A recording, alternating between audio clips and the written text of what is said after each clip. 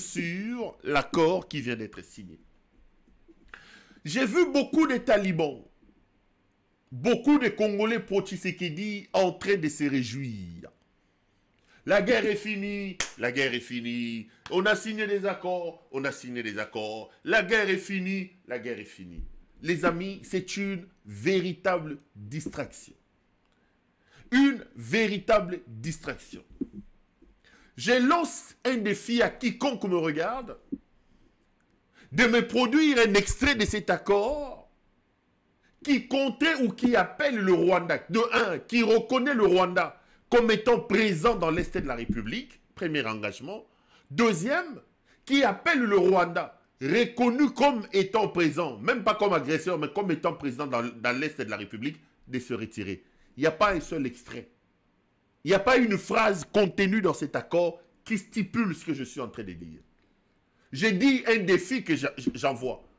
Trouvez-moi une phrase, un paragraphe de l'accord qui vous réjouit aujourd'hui, où il est dit dans cet accord que le Rwanda est présent dans l'Est de la République démocratique du Congo, première partie. Deuxième partie, que le Rwanda est contraint, étant reconnu présent dans l'Est de la République, de quitter le Congo. Il n'y en a pas. Lorsque vous entendez Giscard Koussema faire le point dans cette affaire, il va dans une gymnastique militaro-stratégique pour essayer de camoufler un véritable échec. Il vous dit qu'on n'a pas parlé explicitement du retrait, mais on parle des désengagements. Et il va plus loin en vous disant, croyant que lui, il est devenu expert des concepts militaires, que non, par désengagement, en réalité, c'est un concept consacré. On ne voulait pas parler du retrait, on parle du désengagement. Ce qui est d'ailleurs faux. Je vais aller sur ce terrain, puisqu'il parle des désengagements. Peut-il, lui, qui est conseiller en communication de M. Tshisekedi, envoyer aux États-Unis pour couvrir cette activité au nom du Congo?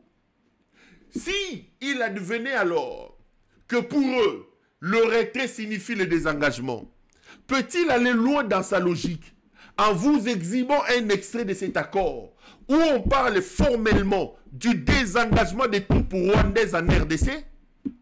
Lui, Giscard, c'est les journalistes que vous venez de voir, qui s'est évertué à vous expliquer que non, cet accord parle du retrait de troupes rwandaises, mais on n'a pas voulu parler de retrait, on a parlé du désengagement. Mais qu'ils vous disent qu'on a clairement dit qu'il y aura des engagements des troupes rwandaises en RDC. Il n'y en a pas.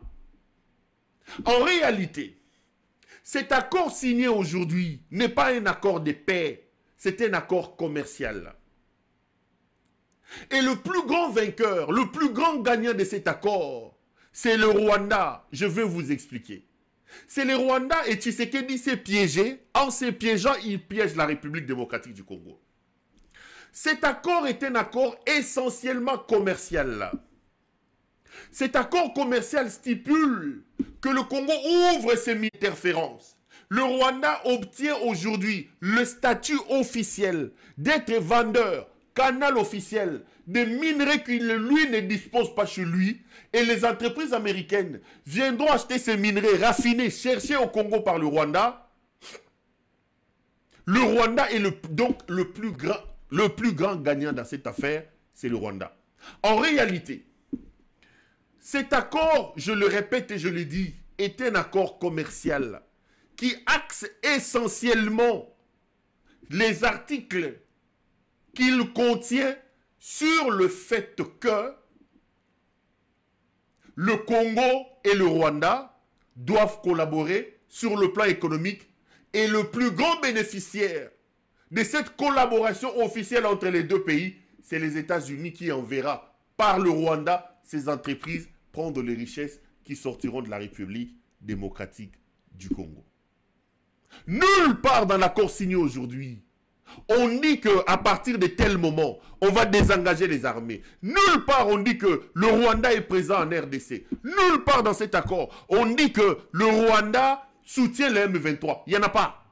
Le Rwanda n'est pas cité nommément comme étant présent. Je parle à la télévision. Si les gens veulent me contredire, qu'ils m'amènent des éléments et qu'ils viennent me contredire sur le fait. C'est une folie, une inconscience, une irresponsabilité de Tshisekedi.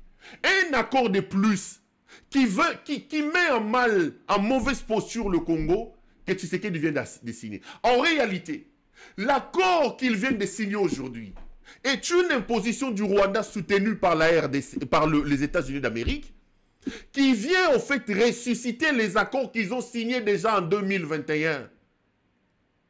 Ce n'est pas une nouveauté. Ce n'est pas la première fois que le Congo signe des accords. Cet accord, quand vous les parcourez à l'intérieur, en fait, il s'agit tout simplement de ce que ce monsieur avait dit, le monsieur ici, le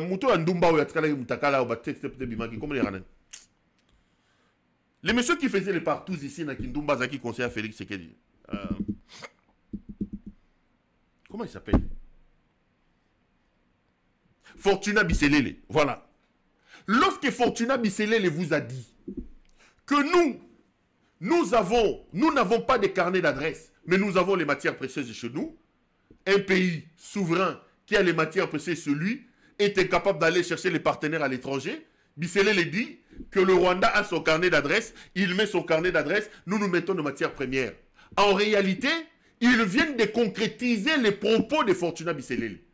Parce que le Rwanda qui était accusé hier d'être un voleur, le Rwanda qui était accusé hier d'être un pilleur, s'en sort aujourd'hui, au terme de l'accord que M. Tshisekedi vient de signer aujourd'hui, avec un statut de saint qui va officiellement vendre, raffiner les richesses de la République démocratique du Congo aux entreprises américaines. Donc, Tshisekedi, en voulant se camoufler derrière un accord de paix, a tout simplement donné au Rwanda ce qu'il avait promis, a tout simplement voulu respecter les accords qu'il avait déjà précédemment signés avec le Rwanda, mais aujourd'hui, il veut le camoufler sous les auspices des États-Unis d'Amérique. Le Congo n'a rien gagné dans cette affaire. Les gens m'appellent pour me dire, non, on va chasser Nanga, mais non, Péro, qu'est-ce que Nanga va devenir? Le Rwanda va se retirer. Les amis, il n'est pas question d'un accord de paix ici. On n'a pas signé un accord de cessez-le-feu. On n'a pas signé un accord de paix. Dans le fond, c'est un accord commercial qui a été signé. Parce que pour signer un accord de paix, il faut qu'il y ait deux belligérants sur le terrain. Le Rwanda n'a jamais reconnu sa présence en RDC. Le Rwanda parle des mesures défensives qu'il est en droit de prendre pour se protéger. Le Rwanda n'est pas belligérant officiellement au Congo. Et le Congo n'a pas réussi à faire reconnaître le Rwanda, à faire inscrire le Rwanda et dans ses accords et dans d'autres accords comme étant un belligérant. Donc, ce n'est pas le Rwanda qui n'a pas le statut de belligérant dans ces conflits qui viendra signer un accord de paix avec la République démocratique du Congo. Non. L'accord de paix, c'est signe entre des belligérants. Ici, il n'y a aucune belligérance. D'abord, le Congo n'a jamais déclaré la guerre chez lui, parce que la guerre ne se proclame pas, la guerre se déclare au terme du droit congolais. Or, au moment où je parle, M. Tshisekedi n'a jamais officiellement déclaré la guerre. Le Rwanda n'est pas officiellement belligérant au Congo, parce que le Rwanda n'a jamais reconnu sa présence au Congo. Malgré les témoignages et le rapport des experts des Nations Unies, la diplomatie congolaise étant faible, le Congo n'a pas tiré profit des rapports publiés par les experts des Nations Unies qui ont reconnu qu'il y a entre 7 000 et 12 000 militaires rwandais sur le sol congolais. Le Congo n'a pas tiré profit, n'a pas tiré bénéfice de ces rapports en faisant que ces rapports-là deviennent effectifs avec les autres États tiers. Ce qui fait qu'aujourd'hui, on ne peut pas signer un accord de paix entre la République démocratique du Congo et le Rwanda, d'autant plus que le Rwanda ne reconnaîtra pas les statuts de belligérance avec la RDC. Vous venez encore une fois de vendre votre pays avec ces messieurs. Le véritable accord de paix, les véritables négociations, c'est ce qui va se passer à Doha, ou c'est ce qui s'est passé à Doha entre des partis reconnus comme étant des belligérants. Mais l'accord qui vient d'être signé, en réalité, est un accord, un accord commercial. Mais je parle d'un coup d'épée dans l'eau, et j'ai dit que M. Tshisekedi se met en danger. Je vous donne des éléments. Cet accord doit être suivi des mécanismes d'applicabilité. Dans ces mécanismes qu'on appelle CONOPS, On reconnaît au Rwanda le droit de mettre en place des mesures défensives pour se protéger. On appelle au désengagement de toutes les troupes étrangères, pas des troupes rwandaises. Parce que le Burundi est chez vous, tout le monde est chez vous. Nulle part le Rwanda est épinglé, esquinté.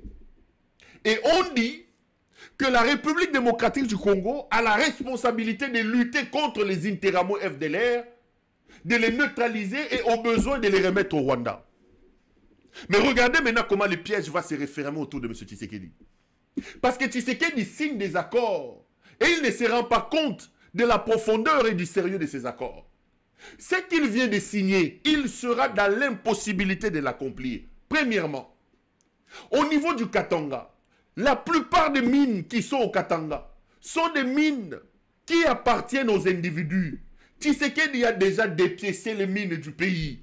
Tshisekedi a déjà vendu. Il a pris de l'argent bien avant même que Batouba exploité. Et d'ailleurs, j'ouvre une parenthèse. Au moment où je suis en train de faire cette émission, il y a un problème. Je reviendrai en profondeur sur ça